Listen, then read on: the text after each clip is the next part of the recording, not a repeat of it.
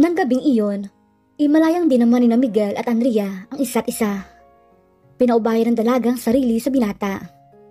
Kinabukasan, inagising si Andrea ng 11:30 a.m.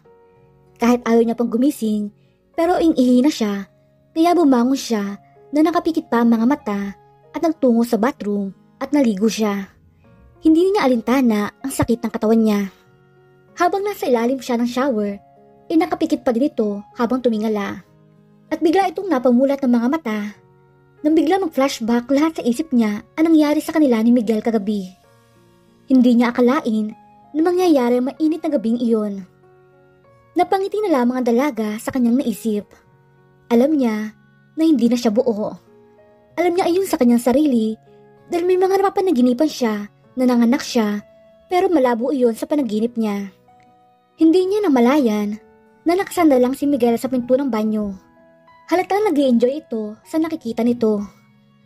Halos umiwaling naman ang kaluluwa ni Andrea nang makita niya si Miguel na nakasandal sa pintuan ng banyo at ang laki ang mga mata niya dahil kitang-kita ng binata ang ayos niya. Bakit ka nandito? Why? Ayaw mo ba akong makita? Pili yung saad ng binata. Naiyang nilagpasan niya ang binata dahil kanina pa siya tapos maligo. Pumasok siya sa walk-in closet na hindi pinapansin si Miguel. Tahimik lang silang dalawa sa loob ng sasakyan pero si Clarissa ay walang sawa sa pagkikwento tungkol sa pupuntahan nila. Mami, bili tayo ng teddy bear. Yung human size po. Want ko yun, Mami. Masiglang saad ng bata kahit hindi niya alam kung ano ang sasagot dito. Oo naman, baby. Bibili natin yung gusto mo. Binigay niya ito na matamis ng ngiti. Yehey! Ang saya-saya ko naman! Pumalakpak pa ito sa tuwa. Nang makarating sila sa AK, ay pumarada agad si Miguel bago sila bumaba. Magsaya lang tayo, Andrea. Bulong ni Miguel sa tainga ng dalaga. Napahinto naman si Andrea nang may malaala na muli na nag-flashback sa isip niya. Maawa kayo! Ibigay ninyo kay Miguel ang anak namin! Sigaw niya sa loob ng isang malaking kwarto. Hawak ng dito Brandon niya ang anak nila ni Miguel na si Clarissa. Bagong silang pa lang ito. Huwag kang mag-alala, Andrea. Dahil si Pia ang mag-aalaga sa anak at asawa mo. Nakakalokong ngiti na saad ng tito niya. Dahan-dahang dumilat si Andrea at hinanap ng mga mata niya ang kanyang mag-ama. Asawa ko si Miguel at anak namin si Clarissa. Oh my God, kasal na ako ng 5 taon. Aniya sa kanyang sarili. Mami, dito, bilis! Masayang saad ng anak na si Clarissa habang hila-hila niya si Andrea na nakangiti kahit gusto na nitong maiyak dahil sa mga naalaala nitong bumabalik sa kanya. Naglakad sila patungo sa isang carousel. Gusto kasing sumakay ni Clarissa doon. Mami, sakay tayo please. Pakiyot na sabi ni Clarissa sa kanya. Oo naman anak. Sabi niya at binuhat ang bata. Saka binaling kay Miguel ang kanyang atensyon pero wala na ito sa tabi niya. Hinanap ng mata niya kung nasaan si Miguel dahil wala na ito sa kanyang tabi. Nang makita niya ang lalaki na nakangiti habang winawagayway ang dalang tiket para sa carousel ride nila. Yehey, Mami! Tara na, Mami, Daddy! Masayang hinila ni Clarissa sina Andrea at Miguel na parang isa silang masayang pamilya. Excited si Clarissa nang mag-start na ang ride ng carousel at tuwang-tuwa pa siya dahil nag-aasaran ang daddy at mami niya. Mukha kang bata. Saad ni Miguel kay Andrea dahil mas excited pa ito kaysa kay Clarissa. Huwag mo nga akong asarin. Wala ako sa mood, Miguel. Sinungitan niya ang lalaki at tinuon na lamang ang pansin sa anak. Nang matapos sila sa carousel ride, ay lumipat naman sila ng ibang ride at halos nilibot nila ang buong Enchanted Kingdom at masaya si Clarissa at Andrea ng sandaling iyon. Lalo na at first time niya makasakay ng mga rides. Halos ayaw niya umuwi dahil nag-enjoy sila ni Clarissa habang si Miguel naman ay masayang nakamasid sa kanila. Nang bandang hapon, nag-decide na silang kumain muna para pag-uwi sa bahay nila magpapahinga na lamang sila. Nagpark si Miguel sa isang famous restaurant habang hawak kamay ni Andrea ang kamay ng anak nila. Masayang pumasok ang mag-ina sa restaurant na nakasunod naman si Miguel. Mami, I want this oh. Saad ni Clarissa, saka pinakita kay Andrea ang spaghetti with omelette. Nag-order na sila. After a minute, ay dumating na rin ang order nila at masaya silang kumain habang nagkikwentuhan. Pia? Napalingon sila nang merong magsalita. Natigilan naman si Andrea nang makita ang lalaki na nagsalita. Si Patrick, ang brother-in-law niya. Gulat na gulat siya nang makita ang lalaki dito at nakangiti pa ito sa kanya. Andrea was trembling at talatang pasin iyon ni Miguel, kaya siya nito hinawakan sa kanyang kamay. Hello. Nautal na saad ni Andrea. Akala ko ba hindi ka nababalik dito sa Pinas, Pia? At akala ko ba iniwan mo na yung asawa mo? I guess nagkamali ako. Come on, Pia. Gusto mo bang iligtas si Andrea? Lumapit si Patrick kay Andrea pero pinigilan siya ni Miguel at sinuntok ng malakas kaya napahiga ito sa sahig. Kung hindi ako nagkakamali, isa ka sa mga nanakit sa asawa ko. Tandaan mo mukha kong ito lalaki ka. Turo ni Miguel sa mukha niya. Ang mukhang ito ang tatapos sa iyo ng paulit-ulit kapag nakita pa kitang lumapit sa asawa at anak ko. Sabay sipa ni Miguel sa sikmura ng lalaki. Gulat na gulat naman si Andrea sa ginawa ni Miguel dahil lang para kumalmas siya sa takot habang tinatakpan niya ang mga mata ni Clarissa. Ayaw niyang makita ng anak ang ginagawa ng daddy niya. Pinagtitinginan na sila ng mga tao sa restaurant ng sandaling iyon. Galit na galit si Miguel at gusto niyang tapusin ang lalaki pero pinipigilan niya ang kanyang sarili dahil sa maraming tao dito sa restaurant na pagmamay-ari ang isa sa mga kaibigan niya. Kinuha niya ang cellphone niya na nasa bulsa at tinawagan ang butler niya na si Jay. Investigate, Patrick. Saad niya sa kanyang kausap. Lumapit siya sa lalaki at may kinapa sa bulsa nito. Kinuha niya ang pitaka at hinanap ang ID nito. Napatitig siya sa ID ng lalaki. Patrick Bagon. Saad niya sa kanyang kausap, saka in-off ang tawag. Hey pare, ano nangyari dito? Nilingon ni Miguel ang kaibigan na si Travis na pag-aari ang restaurant. Babayadan ko na lamang mga nasira pare. But can you keep him? Kailangan niya maturuan ng leksyon. Turo ni Miguel sa lalaki na namimilipid sa sakit. Napangiti naman si Travis at hinila ng walang sabi-sabi si Patrick palabas ng restaurant. Sinubukan ni Miguel na pakalmahin ang sarili bago marap kay Andrea at sa kanyang anak. Tapos na ba kayong kumain, Andrea? Saad ni Miguel na tila parang walang nangyari. Okay ka lang ba, Miguel? Saad naman ni Andrea na nakamasid pa rin kay Miguel na halata pa rin sa mukha ang galit nito. Okay lang ako, Andrea. Hinalikan niya ang noon ng dalaga. Let's go home. Nakangiti na Saad ang binata sa kanya. Sige. Si Clarissa tulog na. Okay, let's go home. Kinuha ni Miguel si Clarissa at nauna nang lumabas. Nakasunod naman si Andrea sa kanya. Inayos ni Miguel si Clarissa sa backseat habang mahimbing ang tulog nito. Nang isara niya ang pinto ng sasakyan, ay binuksan naman niya ang pinto para kay Andrea. Maraming salamat. You're welcome, Andrea. Nakangiti na Saad ang binata. Ilang minuto lang ang biyahe nila, ay nakarating na sila ng mansyon. Nang maigarahin niya sa sasakyan, agad siyang nilapitan ng mga katulong. Manang Sally, pakiayos ng higaan ni Clarissa. Ready na po, Sir Miguel. Kami na po maghahatid kay Clarissa sa kwarto niya. Saad naman ni Manang Sally. Kinuha ni Manang Sally ang bata at hinatid sa silid nito habang si Miguel naman at Andrea na lang ang naiwan sa labas ng bahay. Napangiti naman ang binata na pinagmasdan ng asawa niya na nakasandal habang natutulog sa loob ng kotse. Binuhat niya papasok na mansyon si Andrea at dahan-dahang inihiga sa kama nila. Sa isang malawak na bodega, may lamesa at may iba't ibang gamit sa ibabaw nito. Sa gitna, may nakagapos na lalaki at nakaupo sa isang bangko, nakatakip ang bibig nito ng panyo at may nakatakip ang buong mukha.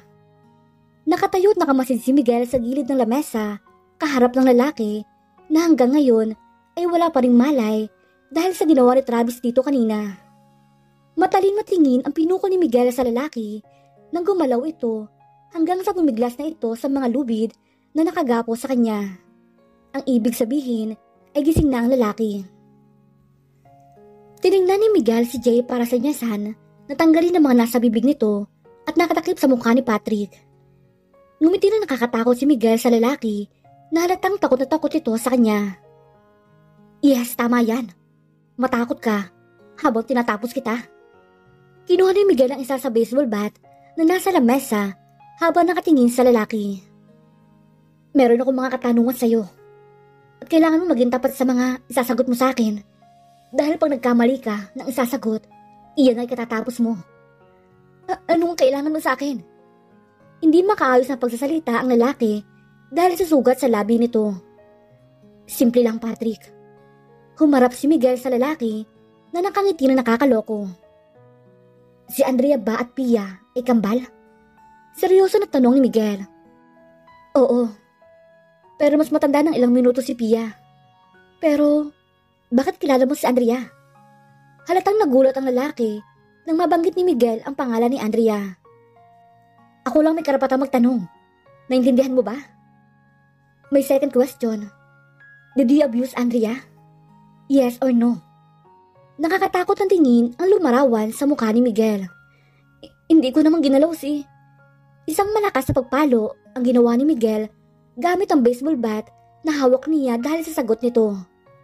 Kapag nalaman ko na isa ka sa mga tao na nakat kay Andrea, pagbabayaran niyo yun ng malaki. Galit na binitawan ni Miguel ang hawak na baseball bat at tinawag ang mga tauhan nito para bugbugin ang lalaki. Huwag niyo munang tapusin. Ipagamot niyo pagtapos na kayo. Saad niya at lumabas sa bodega. Galit na pumasok si Miguel sa kotse niya at pinatakbo iyon sa building niya. Kahit gabi na, ay pumunta pa rin siya sa building niya at andun si Jay sa rooftop at may mga impormasyon itong dalang nalalaman para sa kanya. Nang makarating siya sa rooftop, agad may helicopter na nakaredy. Nilapitan niya si Jay na personal butler niya / secretary. Magsalita ka ngayon, Jay. Kalmadong sad ni Miguel nang palapit ito kay Jay. Patrick Bagon, sir.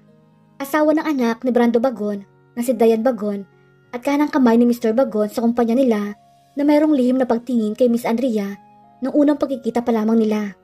Dahil lang para muntikan niya itong magalaw sa bahay nila. Nagdilim ang mukha ni Miguel sa narinig niya. At yung isa? Si Andrea, sir, at Pia ay kambal sila. Identical twins sila. At sa Cebu sila pinanganak at lumaki sila sa Manila. Dahil na-aksidente ang family nila 5 years ago, June 27, 2014, naging delikado ang buhay ni Andrea. Sabi ng doktor na nakausap ko, buti na lang nagawa nila ng paraan dahil hindi niya daw makakalimutan si Andrea. Dahil kahit nag-aagaw buhay na daw ito, ay lumalaban pa rin. Sandali, sinabi mo bang June 27, 2014? Yes, Sir Miguel. Nalamig ang katawan ni Miguel sa narinig niya. Iyon ang araw na hinanap niya si Pia at nalaman niya na lamang na nasa ospital ito dahil sa panganak niya sa anak nila na si Clarissa. Naintindihan na ngayon ni Miguel ang lahat. Tama nga si Miko na bawat detalye na bago ay nakakubli ang totoong kwento. Ngayon ay naiintindihan na niya ang araw na iyon kung kailan nanganak si Andrea sa anak nilang si Clarissa. Hindi siya naniniwala na naaksidente ang dalaga sa araw na iyon. Hinarap ni Miguel si Jay na nakangiti habang tinurong helicopter. Nagmamadali nang pumasok si Miguel sa helicopter. Alam mo ba kung nasaan siya, Jay? Seryosong tanong nito kay Jay. Ilang sandali pa ay naglanded ang helicopter sa isang private island at nagtaka pa si Miguel kung bakit dito sila napadpad. Anong ginagawa natin dito, Jay? Seryosong tanong niya sa lalaki. Pero naglakad lamang si Jay at iniwan si Miguel na nakatayo. Madaling araw na sila nakarating sa island kaya sinundan na lamang niya ang lalaki. Napatigil silang dalawa sa isang malaking bahay na gawa sa kahoy. Kaninong bahay to? Takang tanong ni Miguel. Jay! Sigaw ng isang babae. Nakamasid lamang si Miguel at Jay sa babaeng papalapit sa kanila. Nalaki naman ang mga mata ng babae nang makita niya ang lalaki na nasa likod ni Jay. After a long years of hiding, ang akala niya ay hindi na siya mahanap ng binata. Nanigas naman sa natatayuan si Miguel nang makita ang babaeng ilang taon niyang hindi nakikita. Natitigan niya lang si Pia na halata sa mukha pagkagulat nang makita siya. Long time no si Pia. Walang kahit anong reaksyon man lang ang ginawad niya sa babae. Bakit ka dito, Miguel? Kinakabahang tanong ni Pia. Andito ako para magharap ng kasagutan sa mga tanong ko. Seryosong saad niya at lumapit dito. Sinamaan niya ng tingin ang babae. Okay, sige. Mag-usap tayo sa loob. Nauna naglakad si Pia papasok sa loob ng bahay habang nakasunod si Jay at Miguel.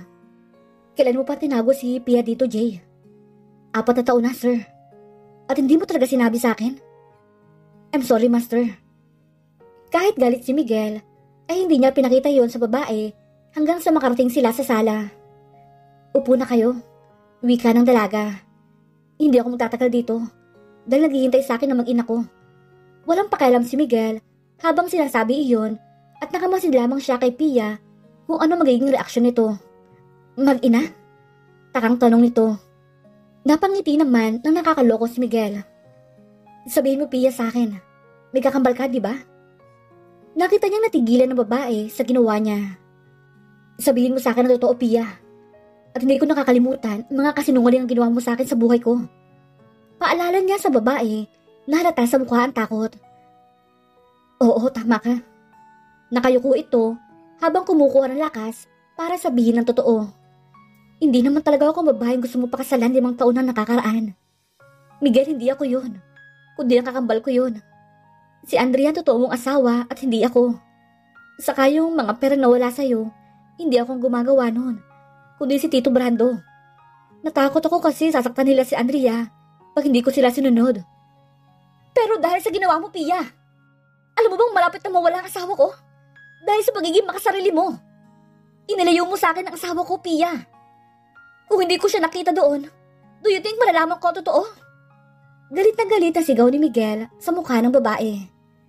Napaupo na lamang si Pia habang umiiyak. Alam ni Pia kung gaano siya ka-selfish dahil sa ginawa niya sa kanyang kakambal si Andrea. Sasama ka sa akin ngayon din, Pia. At harapin mo ang katotohanan. Huwag kang tatakbo. Dahil kahit anong takbo mo, mahabol at mahabol pa rin kita. Tumayo na si Miguel at iniwan ang dalaga na humahagulhol sa pag-iyak. Ano kaya magiging reaksyon ni Andrea pag nagkaharap na sila ng kakambal niyang si Pia? At dito na po nagtatapos ang kabanata ng ating kwento. Please like, share, subscribe for more updates. Maraming salamat po.